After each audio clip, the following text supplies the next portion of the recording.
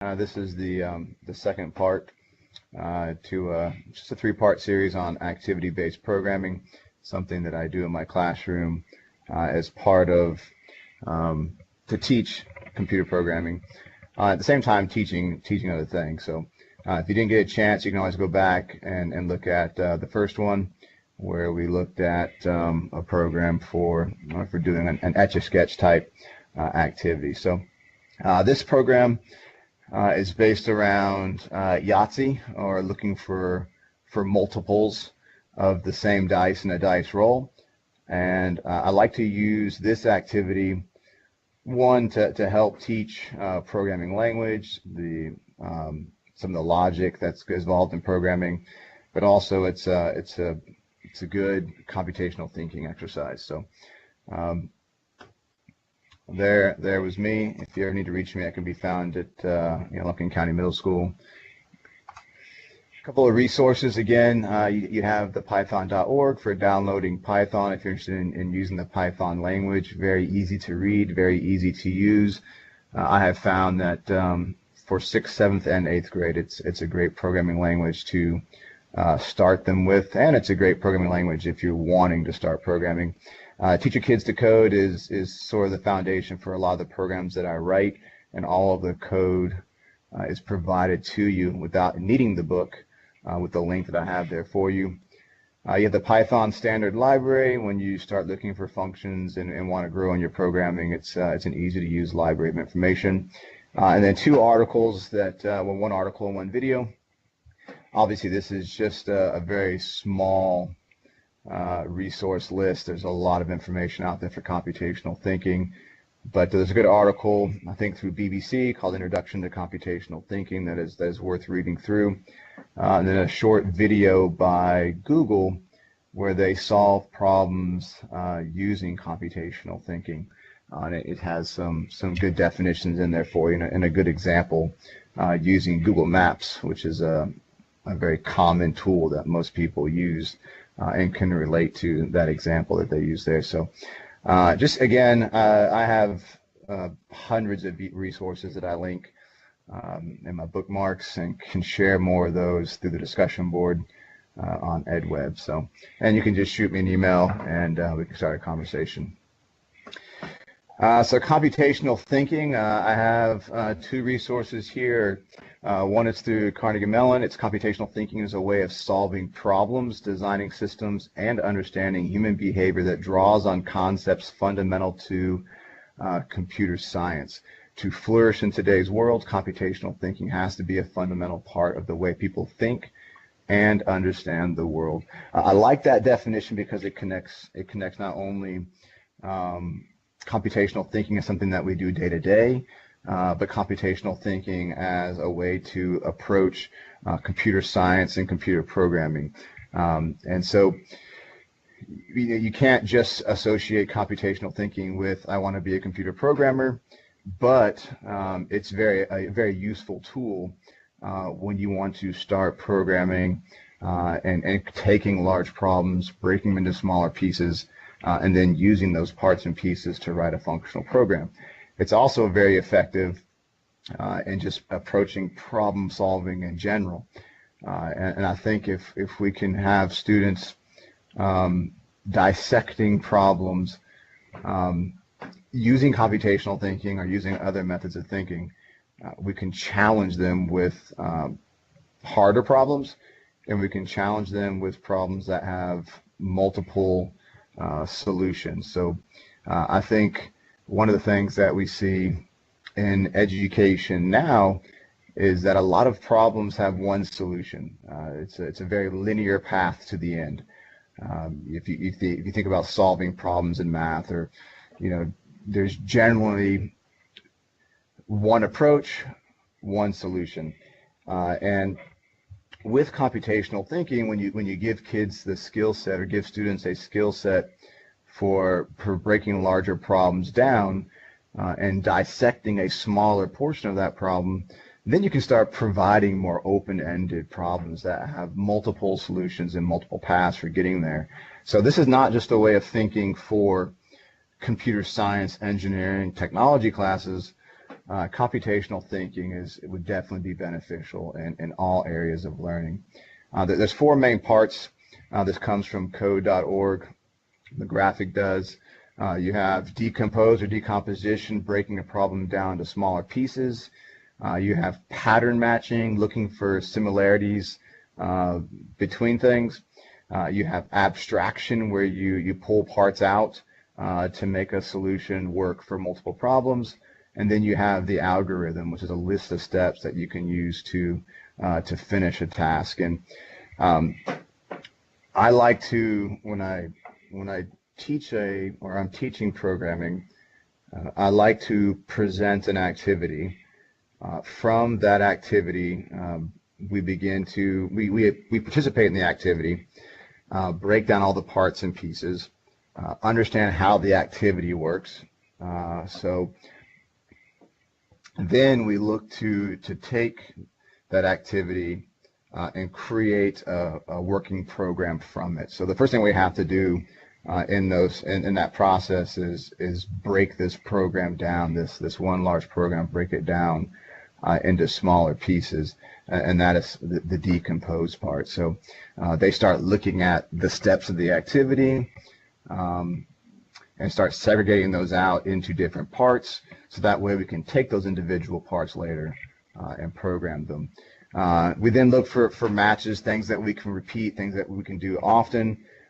We look for anything that we can remove that can make the problem sometimes easier to solve or make the problem usable for multiple different solutions. And then we start writing a step-by-step task list for writing that program. So what I do on this day is the kids come in, and on their table they have 5 dice. We don't actually play the full game of Yahtzee, but I tell them that we're going to do an activity where we're going to roll the dice, and we're going to look for a multiple where each dice has the same number. So if they roll 5 6s or 5 4s or 5 3s, and so they just spend some time just rolling the dice and looking for these for Yahtzee. Obviously 2 of a kind comes up more, 3 of a kind, 4 of a kind, and Yahtzee for one roll right off, without having to pick dice up and re-roll them, can be kind of hard to get. Actually doesn't occur as often as we think. So these dice actually, just for fun, were made using Blender, which is a 3D animation, 3D modeling software that we use in the class. So if ever there was someone wanting to learn a little bit more about Blender, just let me know. But we spent about 15-20 minutes rolling dice, recording the dice rolls on paper, and then I begin to talk about writing a program that will roll the dice for us, and then the program will need to determine if we've rolled Yahtzee or not, if we've rolled 5 dice for the same number. And I start challenging them to figure that out in the classroom. If they roll these dice, how can they figure out, obviously in the room they can look at the dice and they can see what the values are, and they can determine whether they have a 2 of a kind, 3 of a kind, 4 of a kind, or 5 of a kind. But we have to think in context of a computer program that can't just look at the dice. It can roll dice, but it has to have some kind of method for determining if there's multiples of a dice. So it's an instruction that we have to give the computer that it then executes, and if it's true or not, it can give us some result.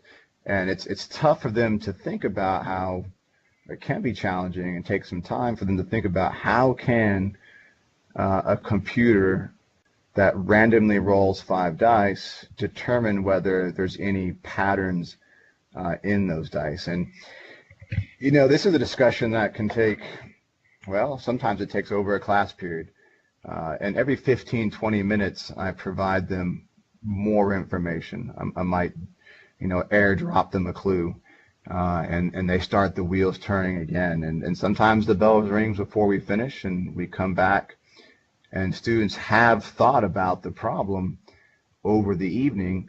I've been sent emails before late at night, hey, I think I figured this out, which is great because the interest, the problem is driving the learning. They're thinking about it, and I think that's one of the goals of education. So, but one of the things I try to help them with is, I pair them up, and I tell them to roll the dice, and I have their partner, close their eyes or, cover their eyes, and try to get them to figure out, if they could only ask certain questions, what questions would they ask to figure out what these dice rolls were.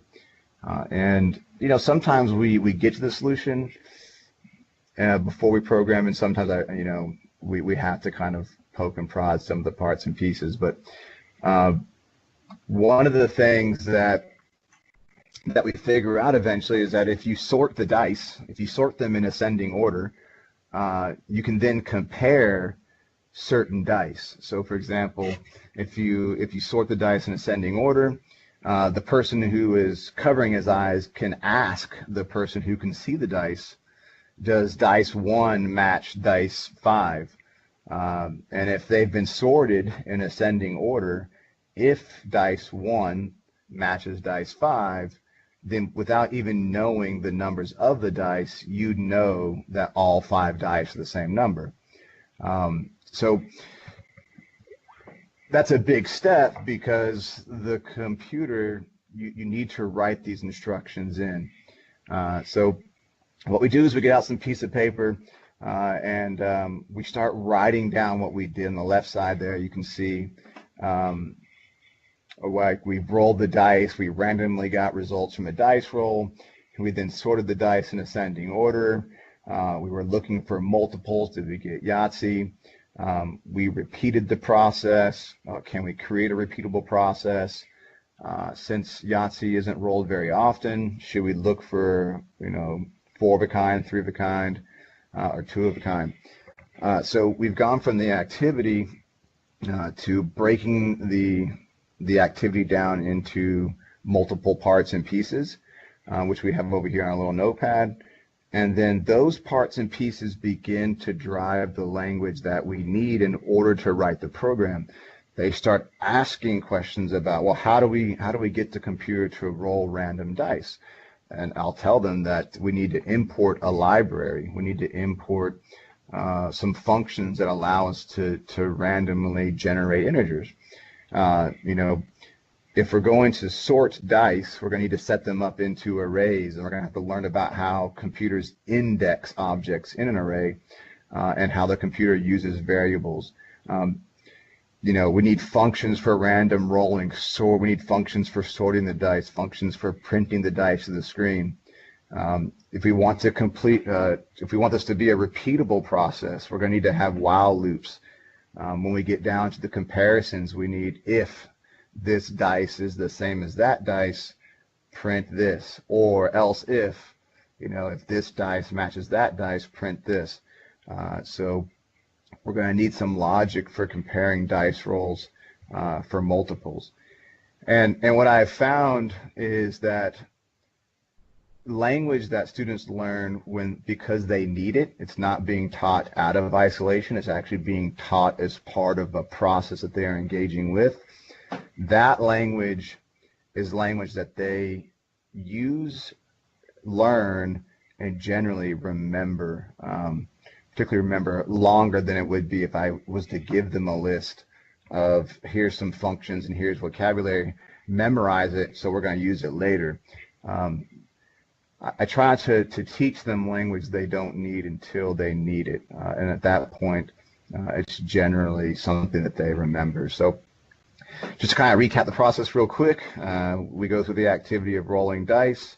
We talk about, write down what we're doing, break it into smaller parts and pieces, and then we define the language that we need, in this case the computer language that we need in order to complete this program.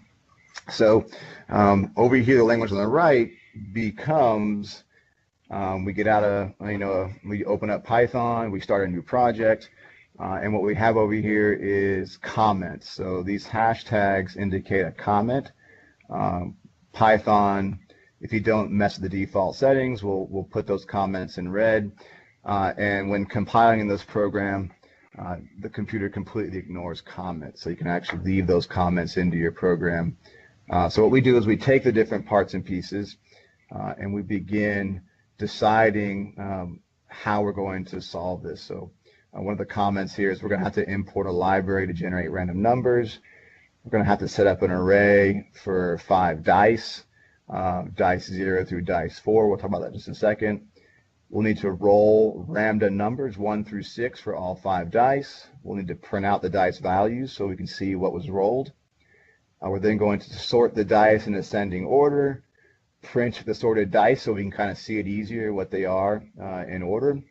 Then we're going to write what we need for checking whether we have a 5 of a kind, and then printing Yahtzee or something to the screen when we have a 5 of a kind.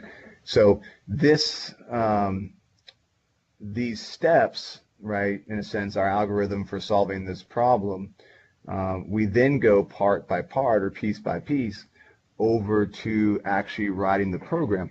Now, this isn't usually the first program that we've written, so they will, based off of prior experience, begin filling in the parts and pieces that they remember. And I'm very comfortable with them doing that. I really encourage them at times to, do the parts that they remember, because those are things that they've learned, and now we can focus on the new stuff. So I'll give them a couple of minutes to fill in what they know and what they need.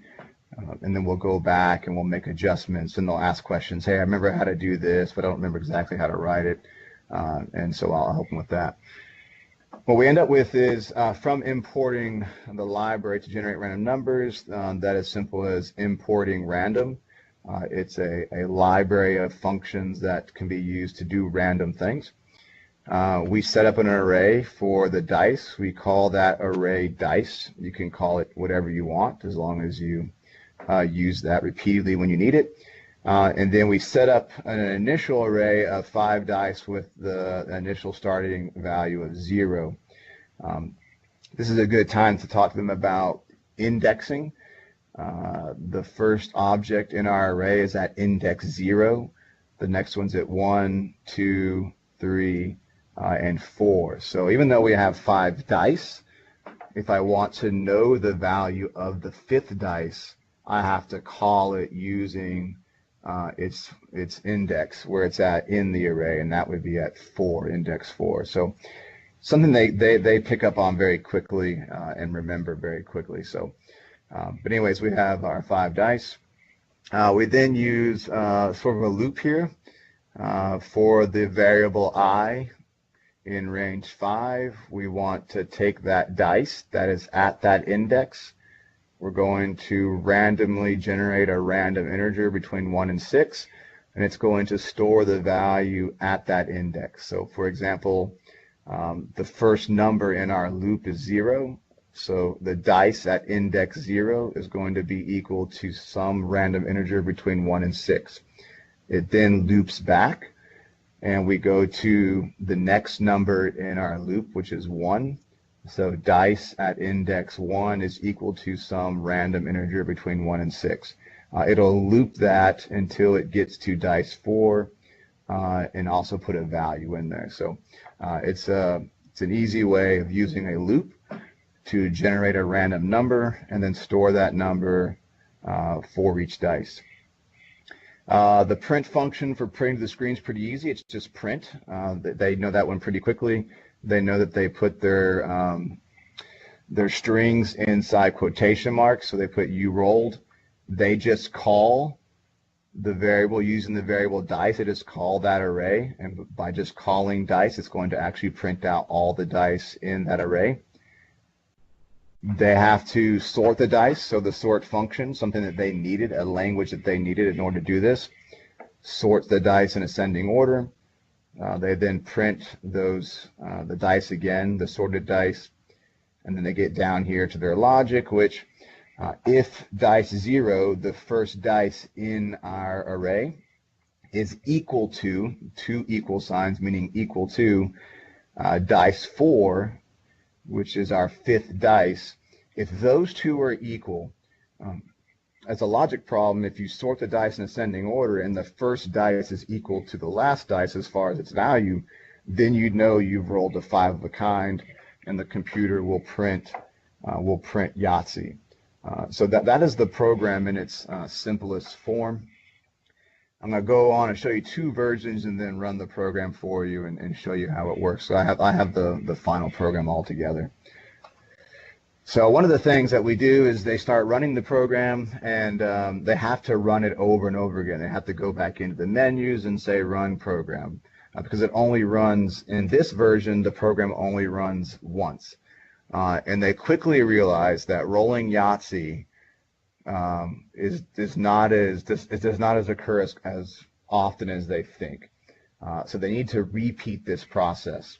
And it's very slow to go back in to Python and say run module, run it once, run module, run it once. So we start talking about, from a user's standpoint, it would be nice if this program could be repeatable until I tell the program to quit. That way I can just keep hitting a button and keep rolling dice.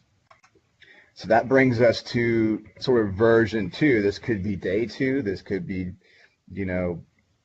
day 3. It all depends on the pacing of the student. So we go back and we essentially add a variable called game. We set it equal to a string with nothing in it.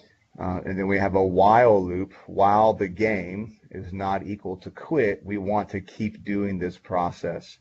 And at the end of each roll, it's just going to say hit enter to keep rolling, or type, I should have put, or type quit to exit.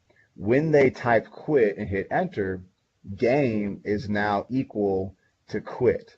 And once game is equal to quit, this program will stop. So as long as they're hitting enter, the game will not be equal to quit, and it will continue to roll dice and ask them if they want to roll dice again.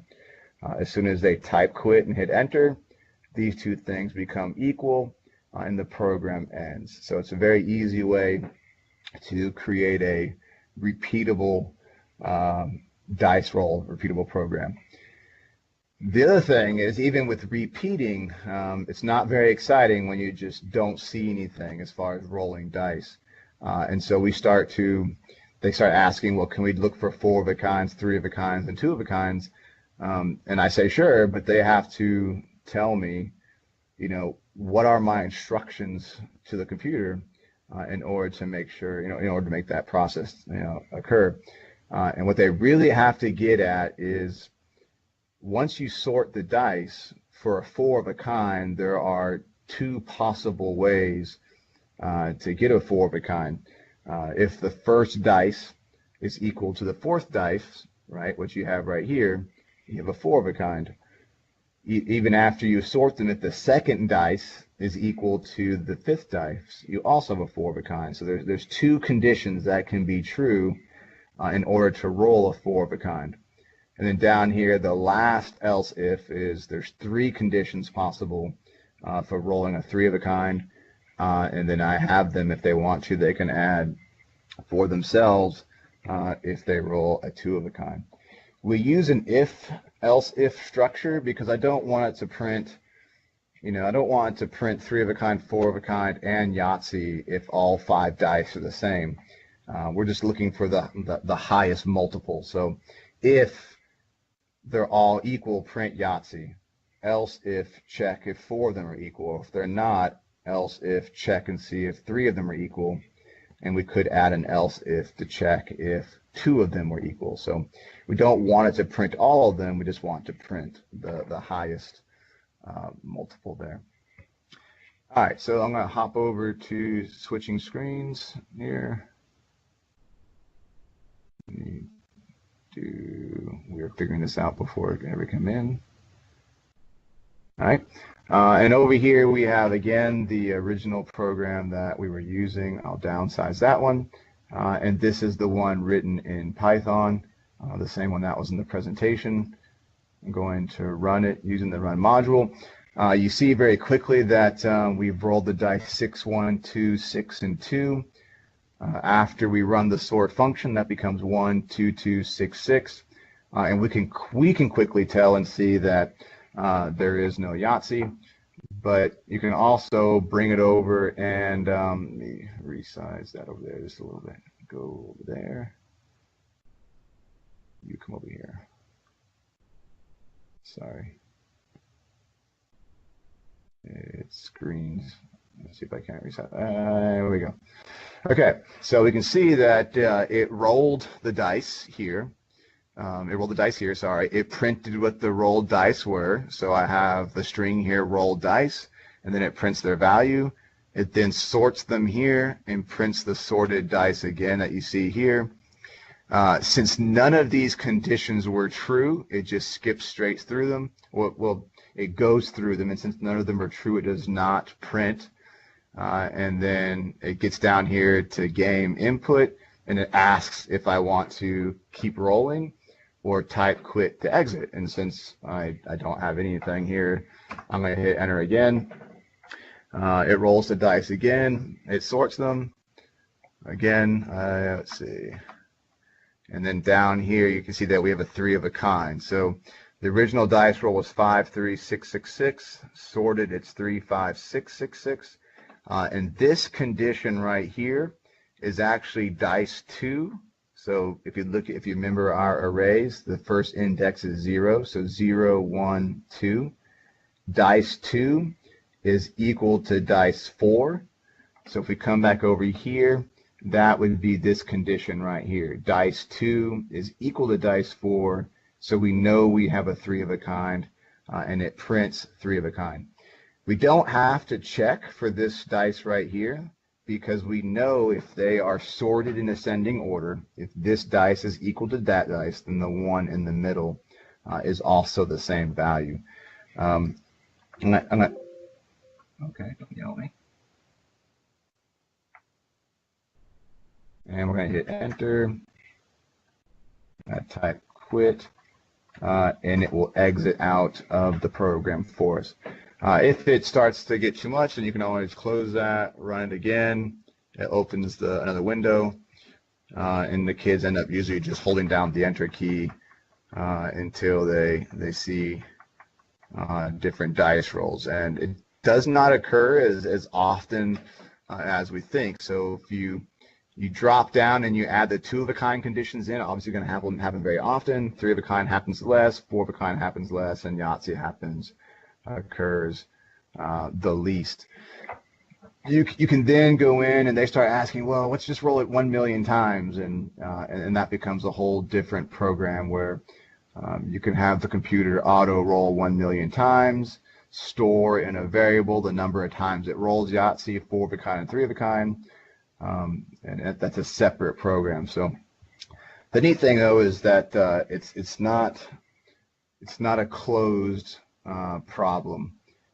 The program evolves as the students begin to think about the problem and think about the solution and think about how the original activity rolling dice is now equating to a program, and as they begin challenging themselves to do more with the program. I can easily take one of these programs and we can spend days on it just learning more and learning more, and in a way it kind of drives the learning process. I think this will be posted to EdWeb over the next couple of days. There's also a discussion board on the Virtual Specialist site that I have for these activity-based programming. I'll be glad to share the files with you or talk directly with anybody who would like any more information. All right, thank you.